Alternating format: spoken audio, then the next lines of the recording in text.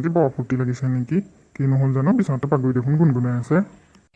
হিমালা, কি হলো আজি? মনটো এখন বৰ ফূৰ্তি লাগি আছে। নকবা আৰু এই বাৰীত যে কঁঠালকেইটা যে পকিছে সেইকাৰণে মনটো খুব ভাল লাগি আছে। কঁঠালটোতো সদায় পকে, তাতেনো কি হ'ল? কিনো আবুল তাবুল বলকি আছে কঁঠাল যে পকিছে সেইখিনি বেচিলে কম টকা পাম নে? ভাবকচোন এতিয়া কঁঠালৰ দাম কিমান হ'ল। সেইখিনি বেচি পেলাই বস্তু এটা ল'ম বুলি ভাবি আছো, কি জানে? নকলেনো কেনেকে জানিম? হেৰি শুনিছে, এই আমাৰ গাড়ী এখনকে লোৱাৰ কথা ভাবিছো গাড়ী? মোৰ বৰ ইমান টকা আছে যে গাড়ী ল'ব পাৰিম? কি যে নহয় মানুহটো, এতিয়া জানো কঁঠালৰ দাম বঢ়া নাইকিয়া? মই ভাবিছো কঁঠাল বেচি পেলাই গাড়ী এখন ল'ম। খুব ধুনীয়া গাড়ী এখনৰ ৰং এটা কথা ভাবি থৈছো। হেৰি শুনিছে, শইকীয়ানীহঁতৰো কালি গাড়ী এখন লৈছে।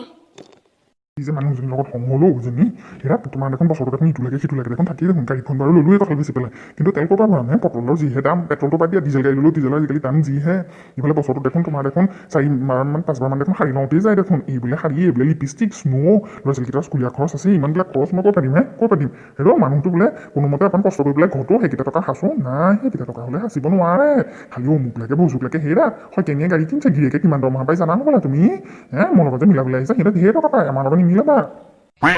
মানুহটোকে মুখখন চলাইছে চা, একেবাৰে লাও পাত কচু পাত, একেবাৰে মাইকী মানুহৰ নিচিনাকে ন এনেকে মুখখন কিয় চলাইছে? হেৰি মই কৈছিলো শইকীয়ানীয়ে লোৱা দেখি মোৰ ল'বলৈ মন গৈছিল। আৰু কথাকেইটা বেছি যেনিবা গাড়ীখন যেনেকে কিনো তেনেকে কঁঠাল বেছি বেছি আকৌ পেট্ৰলো ভৰাই থাকিম। আকৌ অফ চিজনত ফুৰিবলৈ নগ'লেই হ'ল নহয়। যেতিয়াই কঁঠাল লাগিব কঁঠাল বেছিম আৰু হেৰি গাড়ী চলাম আকৌ। ইমান আৰু এতিয়া ইছৰাম এনেকেনো ক'বলৈ আপোনাৰ মোক অকণো বেয়া নালাগিল নে?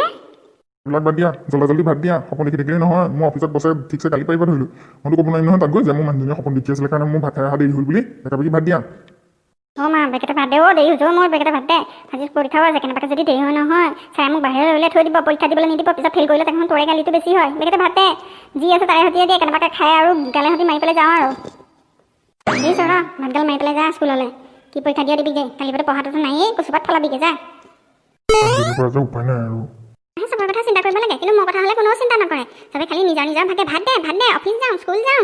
কিন্তু মই যে গাড়ী এখন উঠিবলৈ কিমান মন গৈছে, শইকীয়ানীয়ে যে সেই ফুটনি দেখুৱাই গাড়ীয়ে যে একেবাৰে ধোঁৱা উৰুৱাই যে মোৰ ফালে যে চাই যায়, মইহে জানিছোঁ মোৰ অন্তৰত কেনেকুৱা জুই জ্বলিছে। নাই কোনেও নুবুজে মোৰ কথা। তীখৰ বল ভাত মাৰ দে, খাই লৈ পেলাই স্কুল যা গাধ। এই যে মাইজনী পালোঁ নহয়, হে হৰি খালী গাড়ী বাঢ়ি থাকে।